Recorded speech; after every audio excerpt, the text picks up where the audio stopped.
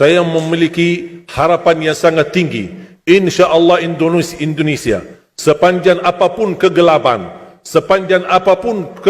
kezaliman, sepanjang apapun kehilangan keadilan, InsyaAllah akan datang satu saat terbitnya matahari adil. Dan InsyaAllah Indonesia akan menjadi negara Al-Quran. Saya bisa meyakinkan gitu karena saya telah merasakan bagaimana di Turki. Turki negara sekuler yang ratusan tahun serangi Islam, ratusan tahun melabaikan Islam.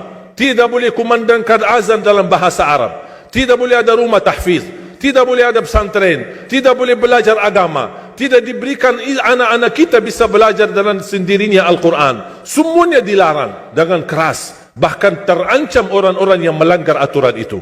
Allah Subhanahu wa taala melahirkan seorang presiden yang bisa membaca Al-Quran. Cuba buka di YouTube bacaan Erdogan bagaimana. Itu dilahirkan dari negara sekuler. Saya bisa meyakinkan InsyaAllah 1 juta menghafal Al-Quran. Dan bapa ibu mudah-mudahan masih punya umur akan mendengar pengumuman besar. Imam besar salat Idul Fitri dan Idul Adha sekaligus khatib adalah Presiden Republik Indonesia menghafal Al-Quran. Itu yang saya yakini. Dan saya tidak pernah merasa lelah. Dan saya selalu berkata sama istri, kalau saya mati itu pun karena saya bersama Al-Quran. Wallahi jamaah sekalian, yang bersama Al-Quran tidak akan merugi. Berkah rizkinya, berkah umurnya, terjamin kebahagiaan. Allah Subhanahu wa taala hanya minta satu, berkenan bersama Al-Quran di dunia. Apa yang kita dapat? Apa yang akan dibalas? Akan Al-Quran temani kita di dunia, akan temani kita saat sakratul maut, akan temani kita di kuburan membela kita, akan menemani kita saat kita dibangkit oleh Allah, akan menemani kita saat hisab, akan menemani kita saat berjalan di atas sirat yang sangat tipis dan panjang, bahkan tajam jalanannya. Begitu sampai ke surga, apakah Al-Quran melepas? Tidak akan melepas. Al-Quran masih berkenan, padahal kita hanya cuma sekali berteman sama Al-Quran di dunia. Dia begitu luar biasa panjangnya bertemanan sama kita sampai ke surga. Bahkan akan temani kita masuk surga. Sebagaimana bersabda Rasulullah SAW, yuqalu liqari'il Quran, ahlul Quran di dunia yang kesibukannya baca, kesibukannya hafal, tidak membuangkan waktu sia-sia, selalu bersama Al-Quran. Allah suruh dia, bacalah dalam surgamu, naik derajatmu. Baca, naik lagi. Tambah lagi baca, naik lagi. Sampai di posisi mana pun anda berhenti baca, disitulah posisimu di dalam surga. Bagaimana kata Siti Aisyah di riwayat Imam Muslim, jumlah tingkatan-tingkatan dalam surga Allah sesuai jumlah ayat Al-Quran. Oleh karena itu tidak ada yang lebih tinggi di dalam surga Allah daripada Ahlul Quran. Cukuplah bahagia Ahlul Quran ketika di hari kiamat dipanggil. Semua manusia dibangkitkan oleh Allah. Malaikat memberikan pengumuman, mana Ahlul Quran? Berdiri, rapat, berdekatan.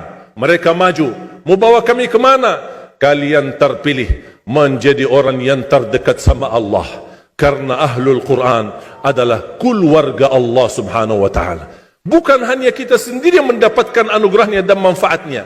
Semua keluarga kita, termasuk orang tua kita dan orang yang ada di sekitar kita. Makanya jemaah sekalian, kalau anda gagal penghafal Al-Quran, anakmu pun gagal penghafal Al-Quran, jangan sisahkan walaupun saham menjadi saksi baik di hadapan Allah. Ya Allah, saya belum hafal, anakku gagal penghafal Quran, tapi insya-Allah hartaku, usahaku, pikiranku, tenagaku bisa terus memperjuangkan Al-Quran. Apa saja, ya Allah, insya-Allah menjadi saksi baik. Dan nanti di hari kiamat, insya-Allah kita bersama Ahlul Quran mendapatkan syafaatnya Al-Quran di hari kiamat. Kita sangat membutuhkan ayat-ayat yang dikumandangkan ketika meninggal dunia. InsyaAllah setiap satu huruf akan disalurkan 10 kebaikan. Mudah-mudahan semua yang hadir diberikan kemuliaan dan keanugerah dari Allah menjadi Ahlul Quran, penghafal Al-Quran, penghayati Al-Quran, para pencinta Al-Quran, berakhlak-akhlakul Quran. Ya Allah, aku mohon atas izinmu ya Allah, kami bersama-sama bertemu di masjid ini.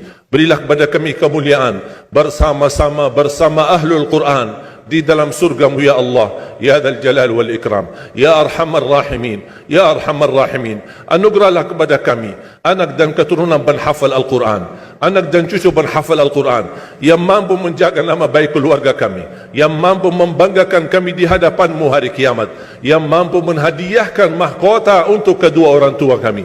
Birahmatika ya Arhamar Rahimin. Ya Allah, maafkan kalau kami tidak berhasil menjadi penghafal Al-Quran. Tapi ya Allah, kami kurbankan nyawa kami, harta kami, usia kami, tenaga kami, pemikiran kami, ilmu kami untuk Al-Quran, agar Indonesia ke depan menjadi negara Al-Quran, agar Indonesia menjadi contoh terbaik untuk mata dunia, agar bisa kita melahirkan. Karena saya meyakinkan ya Allah, dan kami semua meyakinkan, terjamin masa depan Indonesia baldatun tayyibatun wa rabbun ghafur kalau selalu bersama Al-Quran. اغفر لنا ولوالدينا ولجميع المسلمين والمسلمات والمؤمنين والمؤمنات الأحياء منهم والأموات. ربنا آتنا في الدنيا حسنة وفي الآخرة حسنة وقنا عذاب النار. وصلى الله على سيدنا ونبينا محمد وعلى آله وصحبه وبارك وسلم والحمد لله رب العالمين. سبحانك اللهم وبحمدك.